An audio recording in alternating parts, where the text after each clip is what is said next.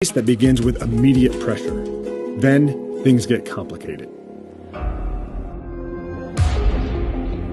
So the crux of the race comes down to one of the few indisputable facts in track and field, which is no person on the planet can run the 400 all out from start to finish. The reason why comes down to how the body creates energy, and the way it does so during the 400 is the most painful.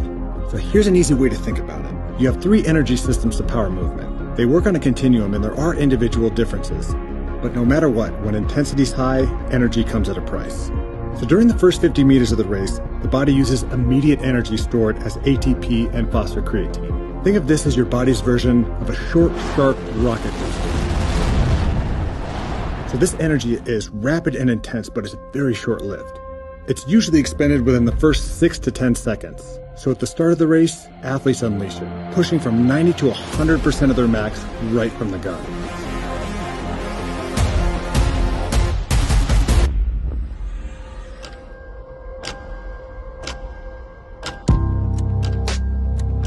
After that initial burst, runners transition into a phase that sustains a high but not maximum speed.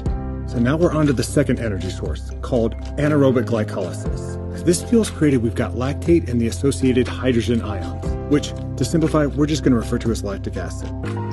This byproduct causes the muscles to burn and impairs function. If this were a shorter sprint, like the 100 or 200, this isn't a concern. The race is over well before lactic acid becomes a factor. This is where strategy in the 400 is paramount. If you go too fast too soon, you're going to accumulate lactic acid well beyond what the body can handle. You can't ease off that much either. So you got to maintain a near peak pace without tapping out your reserves. Because at the end of this phase, you're only halfway there. This is where the third energy system comes into play. It's a shift from quick but limited energy production to a more efficient process that can support prolonged endurance. But again, there's a catch. Aerobic energy isn't created nearly as fast, which means there's a looming energy crisis on the horizon. Energy demand will soon outstrip supply, setting the stage for an intense showdown of physiological limits in the final phase of the race.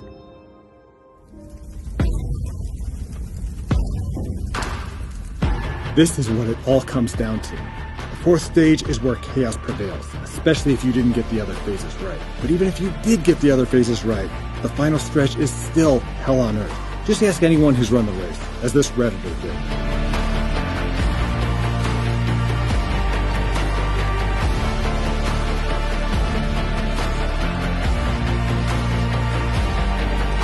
At this point, the body is on the brink of exhausting its anaerobic energy reserves.